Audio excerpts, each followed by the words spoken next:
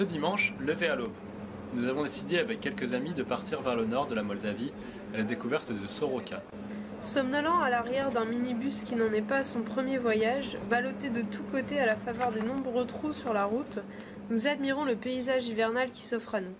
À perte de vue s'étendent des champs couverts de neige, des vignes dénudées, des villages d'un autre temps, des petites bicoques colorées à l'abri derrière des barrières en bois, des puits surmontés de croix orthodoxes et d'icônes religieuses, des tuyaux de gaz jaunes qui courent de maison en maison, des charrettes à cheval. Le temps s'est arrêté. Notre bus sert de taxi aux villageois isolés. On s'arrête de temps en temps pour faire monter des vieilles femmes, foulards sur la tête, ou des hommes chapka vissés sur le crâne. Après 3 heures de voyage à travers le temps, nous voici à Soroka. Welcome to Soroka. No trap there. Another door. Another trap. Another door. Inside. Nous marchons le long du Dniestre, de l'autre côté, l'Ukraine. Des plaques de glace dérivent sur l'eau. Une embarcation traverse pour rejoindre le côté moldave. Nous passons devant une petite cabane bleue qui sert apparemment de poste frontière. Nous retrouverons Julien, un expatrié français en mission pour 2 ans à Soroka. Il nous emmène nous perdre dans les allées étroites du marché où on trouve absolument tout ce que l'on veut. Direction la forteresse, monument qui fait la fierté des Moldaves.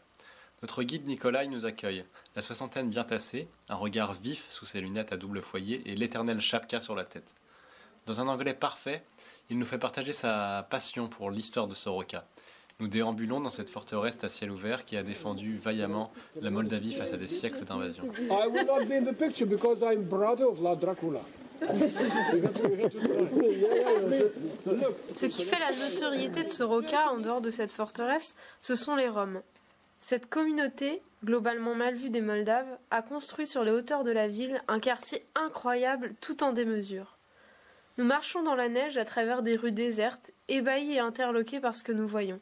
Des palais, des châteaux, tout en fioritures, colonnes, statues, dômes en or, portails dignes du château de Versailles. Tout ça dans un désordre qui donne à l'ensemble un aspect irréel.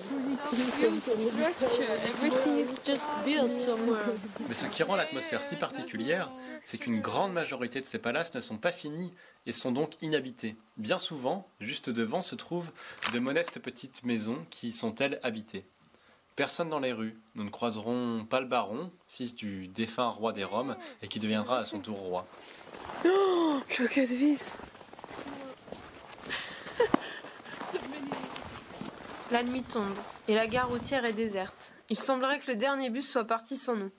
Un homme nous propose de nous ramener à Chisinau en taxi.